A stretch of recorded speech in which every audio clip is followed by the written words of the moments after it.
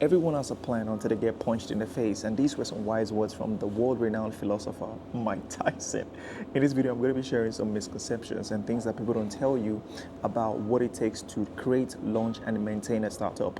Because boy, oh boy, did I find out the hard way. Yesterday's price is not today's price.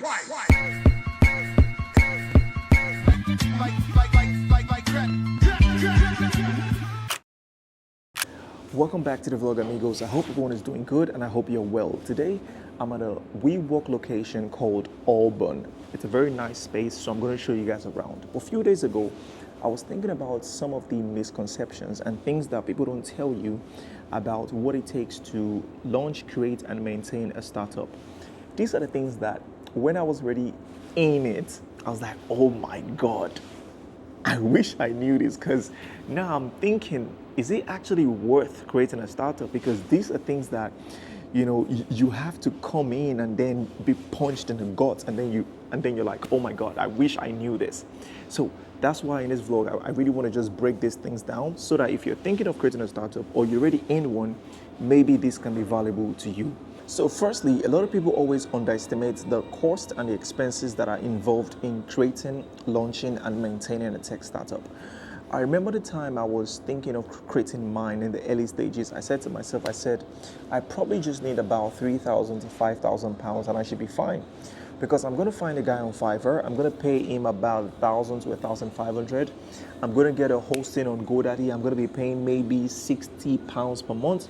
I'm going to get a domain. I'm going to be paying probably 8 to 10 pounds per year. And the project should take about a month, maximum 2 months. And once we go live, we're going to get thousands of users. And I'm going to be buying APs, Pateks, and Rolexes. And I'm going to be buying Lamborghinis for all my friends. That's how it's going to go. Well, first things first is I was punched in the guts because one, it's not as easy as that. And two, it's not as inexpensive as I thought it would be. Because when it was time to put things in motion, I discovered that in order to create a product that is usable and is clean, you need to get a UI and UX designer. I thought that just because I had an idea, my developer is going to build the idea. But if you want to create a product that is usable, never ever let a developer actually create it. What they should do is just create the functionality. You need a designer to create the UI and the UX so it can hand it over to your dev and they can then build it. So I went into the market and then I was shopping for a UI and UX designer, and boy, oh boy, the guy that I hired, I was paying him $1,500 per week, and he was on a project for 3 months plus. So you can do the maths on how much came out of my pockets just to get the UI and the UX design done. I was like, oh my God, I'm already in, I can't go out. Now, the developer, you can't just hire him for a month because one, it's going to take more than a month to create the startup, especially mine that deals with data and stats. So it will take about like 6 months, right? So I had to give him a 1-year contract saying, okay, I'm going to give you a 1-year guaranteed contract whereby you are part of the team and you're going to actually build this and be on a team to make sure everything is fine. So you can go online and check the average salary of a full stack. And then I had to hire a front-end guy to join him. So I had 2 employees on the team for close to 2 years. That's tens and tens of thousands of pounds in just salary. And I had times where we were trying to figure out the database structure to use for the platform, and the bills was going up to $7,000 per month. Imagine just the bills of just the server and databases going up to $7,000 per month. That's not including the other expenses and stuff like that, just that.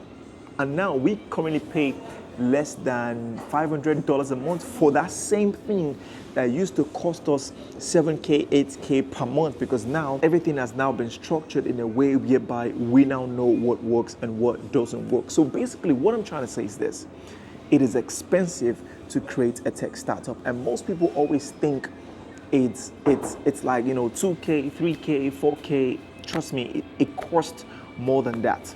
I have gone out of pocket close to 70, 80K pounds to create my startup, and that's just to create. I'm not talking about the things that has been done post-launch, right? If I knew it to be this expensive, I swear to God, I would have said to myself, Dami, does it make sense to do this? Or should you use that to actually buy a house? Or do something else, or buy a car, like do something, right? But if you're creating a startup, you're always thinking about the long game. Everything is going to pay for itself in the future because you're creating a product, a real thing. So because I knew I was going to be talking about potential costs and expenses that are involved in creating a startup, I knew that it would make no sense for me to just talk about the expenses that as I have incurred, because at the end of the day, I'm in an industry where I am dealing with millions of data and stats. So the expenses that I will incur will be different from the regular and normal startup. So what is the ballpark amount that you should have when you're thinking about creating a startup? I found the best amount when I watched a video by Mike Stripes. By the way, guys, please subscribe to Mike Stripes' channel. He has one of the best content when it comes to startups and SaaS. He has great functional and practical and well-structured advice when it comes to startups and SaaSes. I'm going to leave a link to his channel. Please click on it and subscribe. Anyways, he said if you're trying to create a good product, a good ballpark of amount that you should have should be between 7 to 15,000. And I think that is a good amount because the average startup will probably need about that amount to launch like a good product. So that is an amount that I would say is the ballpark amount that is required to launch a good product. Now, if you want to learn how to hire people in a much cheaper way, because I had to learn the hard way, because I've been able to launch a new startup and the UI and UX design that I paid for that was less than $800, right? But obviously that came from experience. So if you want to learn that, I think I have a video on my channel where I talked about the way that I now hire people. It's in my channel somewhere, so find it, I guess. But yeah, that is one thing that most people always underestimate, the cost and the expenses that are involved, because let's be real, 7 to 15,000 pounds or dollars is not small. Like it's a significant amount, and most people don't even budget that when they are thinking of creating a startup. Let's go to the second point.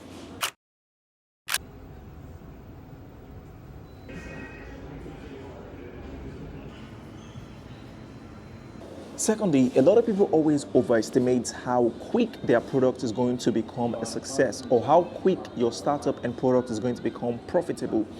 If you ask the average person that has an idea, he or she will say, yes, I have done the research and I can tell you that the problem of my product is faced by 100 million people. So that means that my product can be used by all of them, but I'm going to be very conservative and say if we can just get 1% or maybe 0.1%, this is already a multi-million pound company. But trust me, it's not that easy. It doesn't happen that quick, and it takes a very structured team and founder to be able to create a product and make it so valuable that even the people that have the problem can see the value so quick that they say, yeah, I want to actually pay for this. Because one of the things I've learned and I've seen is that you can create something that actually solves a problem. Like, I can have a problem. I'm thirsty right now, right? And you give me a cup of water. You would think that, yes, because it's thirsty and it has this, it's going to drink it. You're going to be shocked that you're going to still have to convince people that, yes, you need to drink this water. I was blown away because I thought that just because the product solves the problem, people would just see that and just pay for it. But no, you have to actually have a well-structured funnel that, one, gets people into your platform, and two, positions your startup or your product in such a way that they can see the value and then say, you know what, okay, I'm going to put my card on file and you can charge me. So most people always overestimate how quick their product is going to become profitable, when in reality, trust me, it takes time. And besides taking time, it takes a well-structured founder or person to be able to carve out a funnel that gets people in and then converts them to paid users of the product. So that is something that I believe that a lot of people always overestimate, how quick and how fast their solution and their product will become successful, when in reality, It takes time and it takes a lot of hard work to get it to a profitable stage.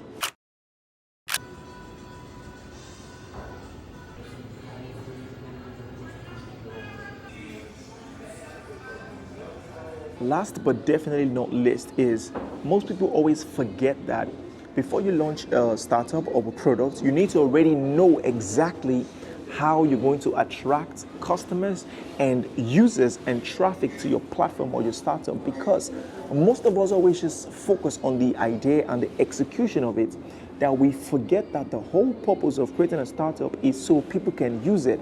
So if people can't find and use your product, you spent all these months and thousands of pounds to create this, and it's a useless product because no one is using it.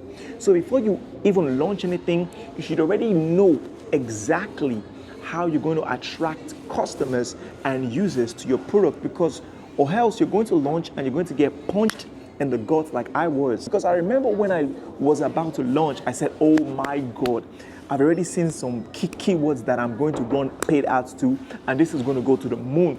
I was already ready, and then I found out that because of the industry I'm in, I can't actually run paid ads at all, because Facebook and Instagram and blah, blah, blah, they think my platform is a gambling platform when it's not. It's just a platform that provides data and stats that helps people to make well-informed decisions, but they think the platform itself is a gambling platform. And because of that, I'm not able to run paid ads, and I've only had to rely solely on organic, and organic takes so much time. It takes years. It takes a long time to be able to get organic traffic, because you have to do a lot of things like SEO and a lot of intelligent things. So I had to switch my strategy post-launch.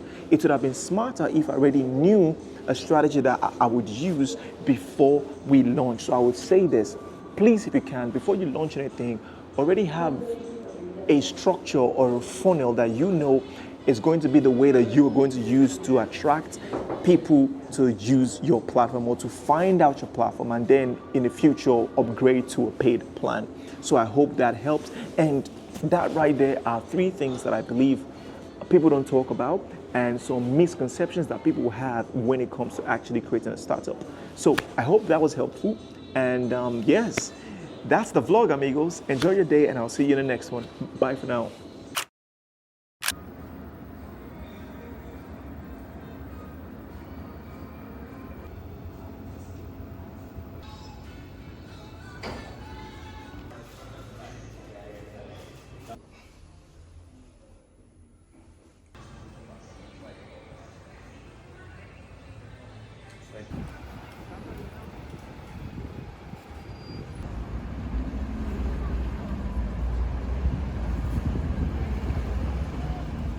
Thank you, boss.